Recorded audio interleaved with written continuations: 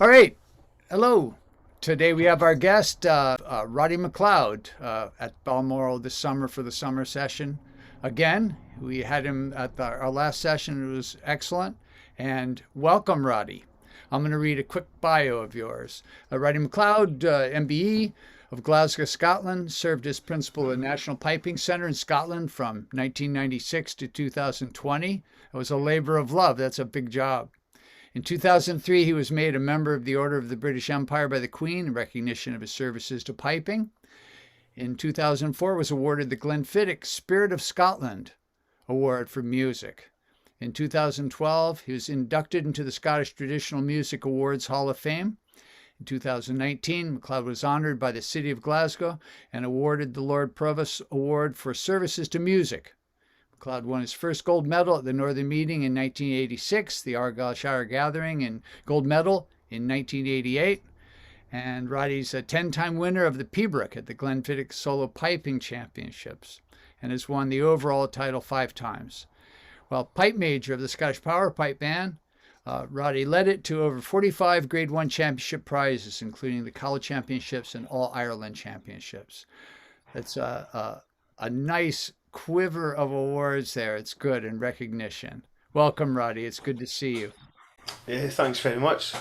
Good to be here. So, how old were you when you first started piping? Okay, so I've got two older brothers, and so they were being taken for chanter lessons to a sort of local piping teacher, probably from when I first remember it being around about the age of 5 years old, five, Ah, 6 years old.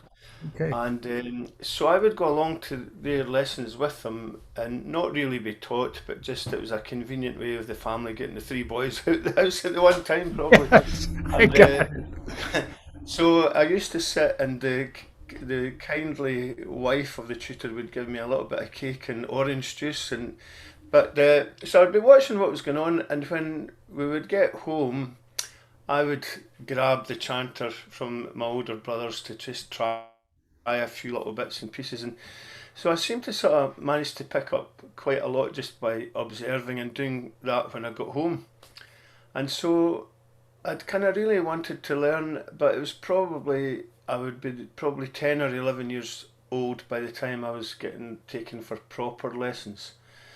But I did find that I was able to do the basics almost pretty much, straight away because of that experience I had since I was really quite young. So I could play the scale, and I could do D throws, and I could do birls and grace notes and things like that. So, but when I was about 10 or 11 years old, then I got sat down and properly instructed at the local pipe band. And again, landed lucky because there was a very good ex-military piper who was teaching young boys at the band. His name was Hugh Wilson, and he took me through my first couple of tunes. And then a fairly short time after that, we moved into Glasgow, the family, and after a little bit of time, I found my way along to the College of Piping, where Ah, I spent a lot of time thereafter, and that led to me meeting some excellent teachers, and my long time teacher, who was Duncan Johnston. Duncan. That's great.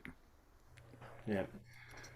And you studied with him a while into Yes. adulthood? Yes. So by the time I started with Duncan, I was probably maybe 12 years old, I guess. Um, and so he was one of the teachers at the College of Piping. There are a lot of very well known pipers there at the time, including Angus McClellan, Duncan McFadgen, Seamus McNeill, and others. A very good team. But I got placed with Duncan, and I continued to go to him, well, 25 years or more, and until I was winning the major prizes in piping, some of which you mentioned, thanks. But so Duncan was probably the biggest influence on my play. Well, not probably, he was the biggest influence on me. Oh, that's great to hear. Well, how close was his where you'd study to where you lived? Could you walk there? No, no, I couldn't do that. So the College of Piping is in the west end of Glasgow, and Yeah. at that time we lived in the south side of Glasgow, so it was Ah, a bit of a journey, maybe a half an hour to get there if you were going by car or public transport. But then sometime later, Duncan left the College of Piping and he set up his own school in another part of Glasgow, in the city centre, in Robertson Street, which is a street down near the River Clyde. By that point, I was in university. ah, And so when I didn't have classes from university, I used to walk down to his place in Robertson Street, and I would get lessons, and I'd get a lot of the benefit of his instruction, and he would also put me to work a little bit as well by you that's know good. tying in pipe bags and he taught me how to tie in pipe bags. And so, no doubt there was method in his madness. Having taught me how to do it, he fairly soon after he gave me several to do. So, yeah, so I spent time with him there.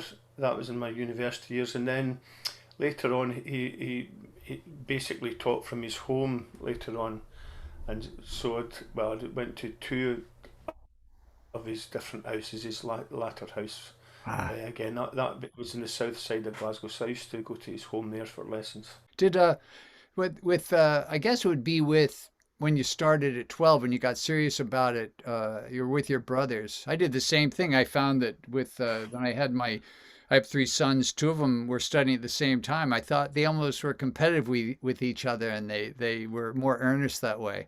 But Yeah. do you remember your first tune? Yes, it was called The Quaker's Wife. Ah, Or even I've heard it just called the Quaker. I could even play a first oh, little bit of it if you want. sure. It's-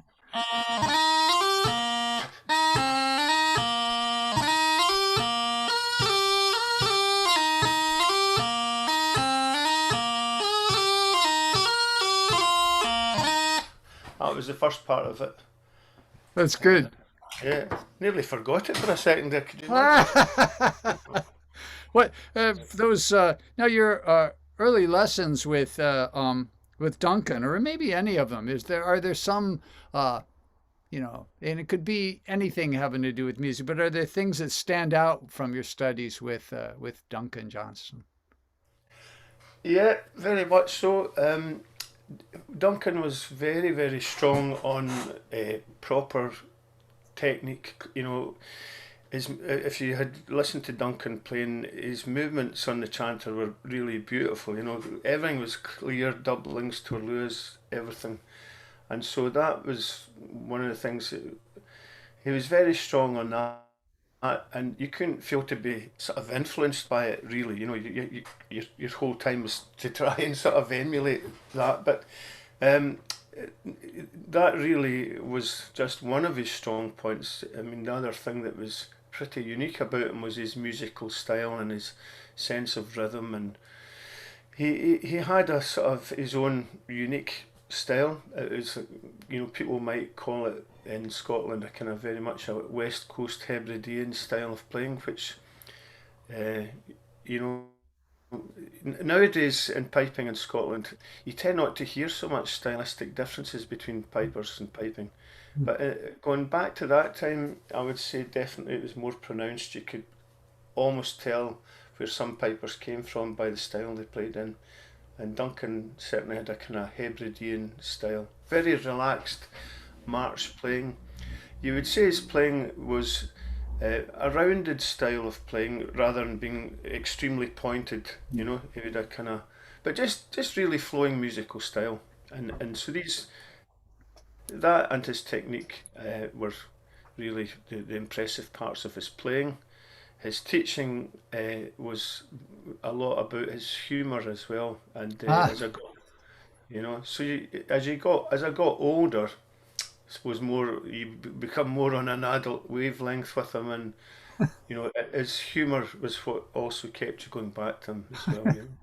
that's good. It's a jolly thing then. So you enjoyed them. Yeah, It's yeah, yeah, very much so. I always looked forward to the lessons. So. Can you hear Duncan in your playing and maybe your teaching as well? Um, Yes, I can, yeah, I would like to think so. I would like to think so. I mean, there are certain tunes and ways that Duncan played.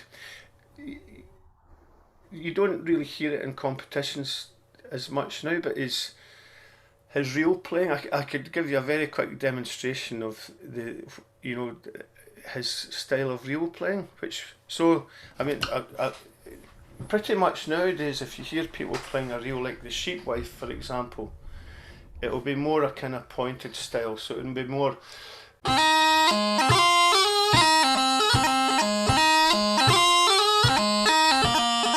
And the strong accent is on the first beat of the bar. It took me a long time to try and figure out what was going on in the way Duncan played. I don't think he ever explained it to me, he just absorbed it. But the stronger accent might have kind of moved to the second beat in the bar, and you end up with this.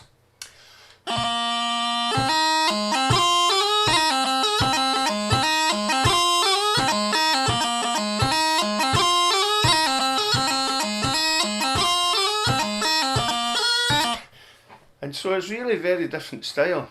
Yeah, But you see what I mean? But it's really quite I do. Yeah, you identifiable. can. And It has a more open flow. You still have a little bit of. It's almost pointed in the beginning, and then yeah, it flows right through to the end, and you start it again. yeah, yeah. Did he ever yeah. talk about that, or were you just emulating it? Uh, you know what? I regret that I didn't particularly talk to him.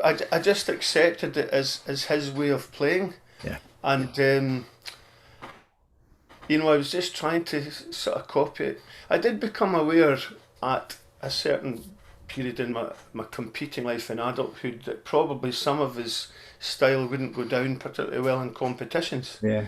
Yeah. And and you kind of maybe it's not right that I would have slightly adapted that to play in competitions, but I did really try to play his style in recitals and things like Mm. that as well. Yeah. At the end of the day, there's no point in playing in a competition if you just know you're not going to get a prize. What's the point? No, it's true.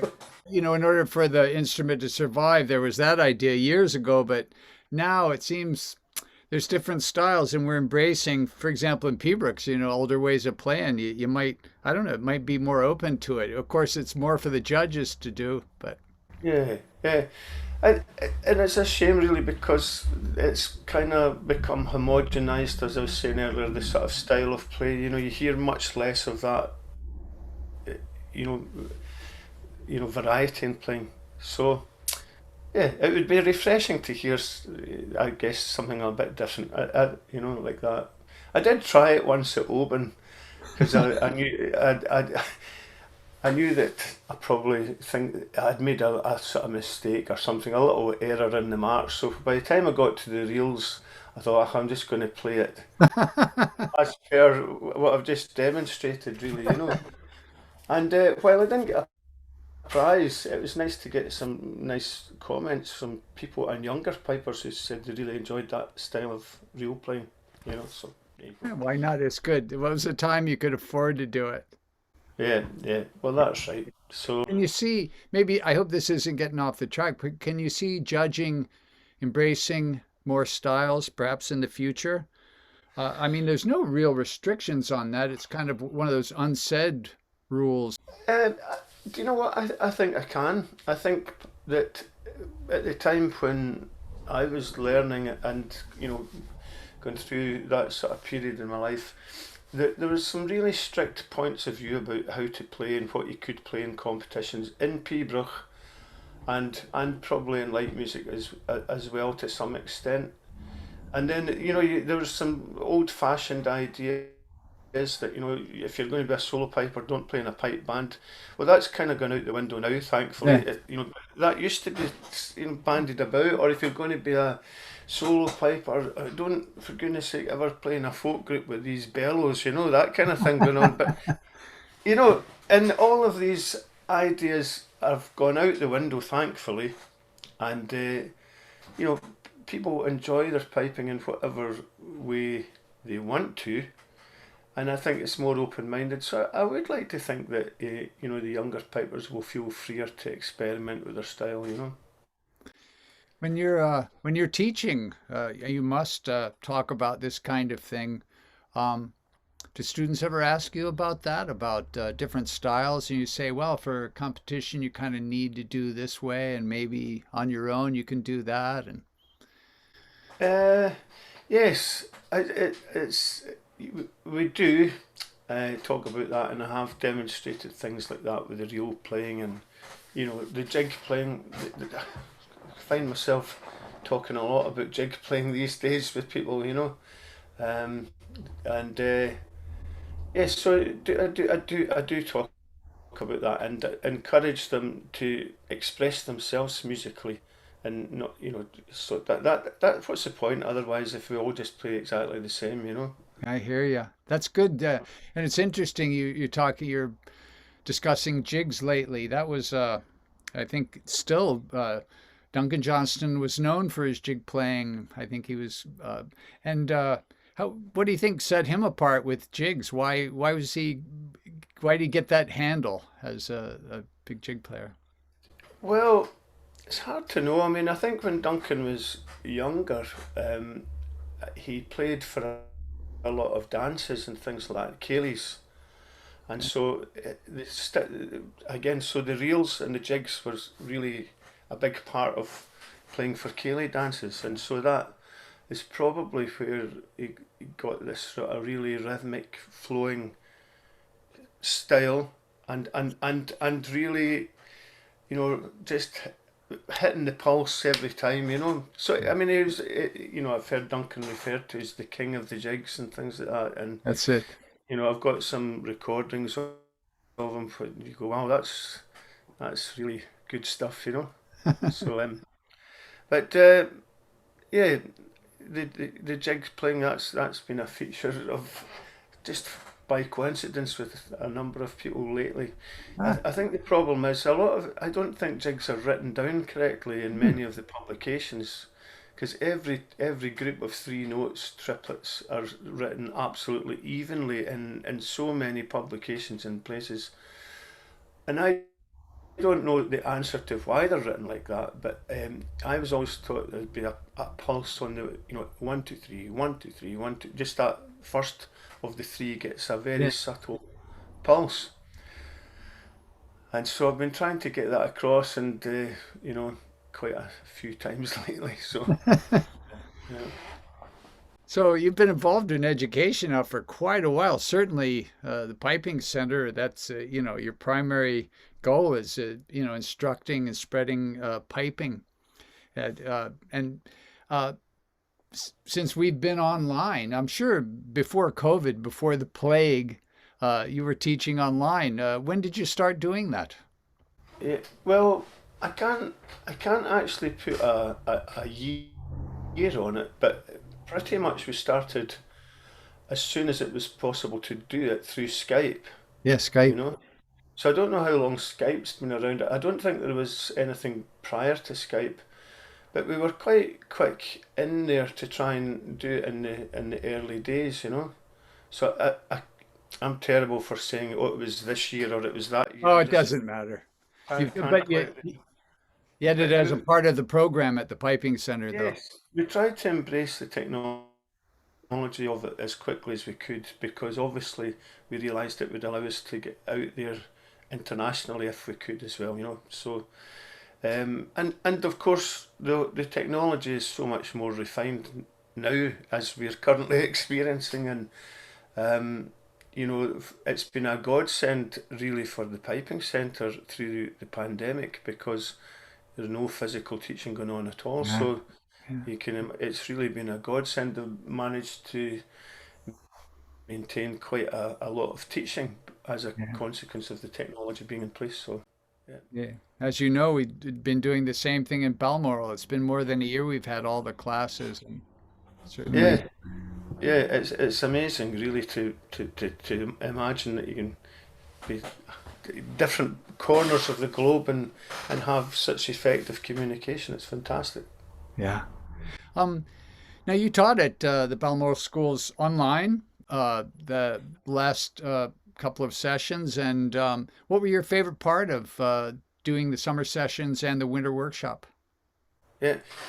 Well, I mean, I really enjoyed it, and while I've been doing a lot of online teaching, the Balmoral session that we did earlier in the year was the first time that I've had multiple students in a lesson at the one time. And so that was a good learning curve for me, actually, just sort of learning how to handle that class situation online. And I felt it worked really well, really did. It was very effective. For me, teaching isn't about necessarily having really good players. It's about the enjoyment for me is, regardless of what their standard is actually helping them to improve and seeing them like a penny drop for them, whether it's just how to play a D throw or a burl, or how to just keep better time or whatever, or at the advanced level, just whatever nice little subtle bits of information you might give them for their Piobaireachd. I mean, I just enjoy teaching these people to help them you feel that you're making a difference to them, really, Yeah. So for me, that's why the interaction, obviously meeting people that are, I haven't met through piping before, that, I really enjoy it. And I think the students, that we had were really very, very good, very polite, very receptive, and it's always nice to have that in your teaching environment, which in my case wasn't always the case, because I used to teach mathematics and Was that right? schools, Ah. yeah, and so I know what it's like when you're teaching in an environment that not everybody wants to learn. So, so teaching in a piping school when everybody wants to learn is a great thing. Now that's in a way you've partly answered the next question I want to ask: how online teaching has impacted your own teaching. We often think of how we have to change our teaching for to teach on the internet, but maybe how does it affect the other way? Who knows? In person. Well, unfortunately, since I started on my own, since I left the piping centre, all of the teaching I've done because of the pandemic has had to be online. The restrictions that we've had over here have been really severe, to the point you can't have people in your house and things like that. And that's prevented the local people to me to coming to the house and face-to-face lessons. So it's all been online, and I've learned to use the online teaching, quite well in a variety of ways. Where it's not quite the same as being together, but we can still play together. I can still bring up the music on the screen and really point to the finer points and annotate the music and all that kind of thing. Where you miss out a little bit is certainly the ability to play together and hear each other at the same time, and also just being able to work with them on the instrument and really, Yeah. the refinements of doing that face to face. You can obviously do a lot online and you can hear, there are some limitations to it. So, but for me, it's opened up a world of opportunity for me, because I've got students in Australia and Hong Kong and America and Canada. So that just would never have happened before, Yeah, which is fantastic. it is. Um, what are you looking forward to with our next session with this summer's Balmoral online experience? Well, I'm looking forward to many of the same things I talked about, the interaction with the students and being able to help them. I think it's going to be interesting with the team that's assembled. We're an exceptional team of instructors there between piping and drumming, and I think that if hopefully there might be an opportunity to. There is always an opportunity to learn from your fellow instructors, and if there's some of their workshop sessions and things like that, which I'm sure will go online if they're happening at the same time when I'm teaching. I'll be trying to catch up on them post that. So I think being part of such a great team, when you can, get so many different interesting perspectives on how they teach and what their knowledge is of the different aspects of piping. You've got Robert Matheson and Jim Kilpatrick on board. I mean, what a pair that can, in terms of talking about the whole pipe band scene and ensemble and adjudication of pipe bands and all of that kind of thing. And you have an excellent group of people who are heavily involved in the solo side of things as well. So I think just that collective knowledge and being able to participate and be part of that myself is what I'm looking forward to. Ah, well, that's great.